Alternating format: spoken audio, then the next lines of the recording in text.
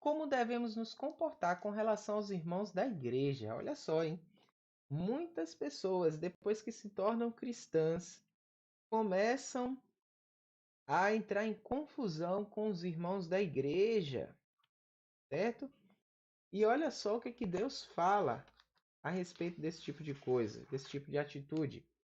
Efésios capítulo 4, verso 25. Por isso, deixando a mentira, fale cada um a verdade com o seu próximo, porque somos membros uns dos outros. Percebe? A igreja é um único corpo. Quando você se torna cristão, você não deve falar mentira a respeito do seu irmão.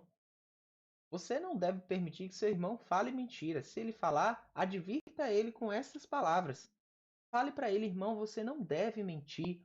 Porque em Efésios 4, verso 25, diz que a gente não pode mentir, contar mentiras a respeito do irmão ou contar mentiras a respeito de qualquer coisa que seja.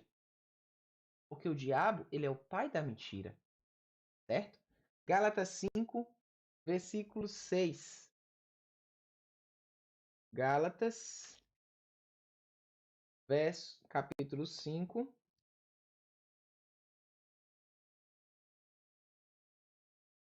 Gálatas capítulo 5, versículo 13.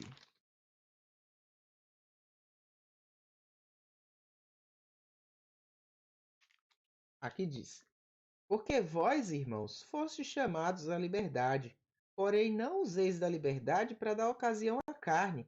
Sede antes servos uns dos outros pelo amor. Certo? Então, nós devemos ser servos uns dos outros. Devemos ajudar as outras pessoas assim como as outras pessoas devem nos ajudar.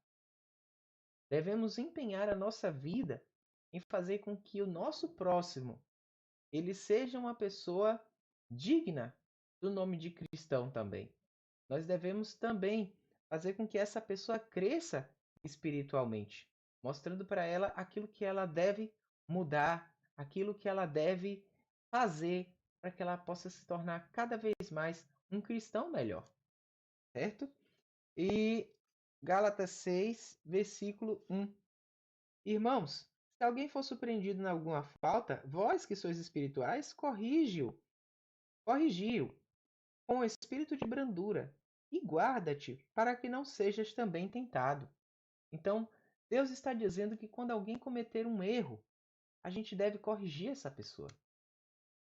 Na igreja, onde eu congrego, existe uma regras, né? Existem regras relacionadas à questão de disciplina.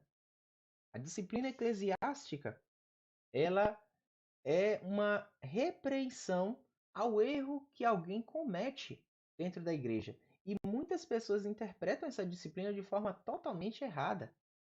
As pessoas acham que isso é uma exclusão de membros da igreja, mas não é.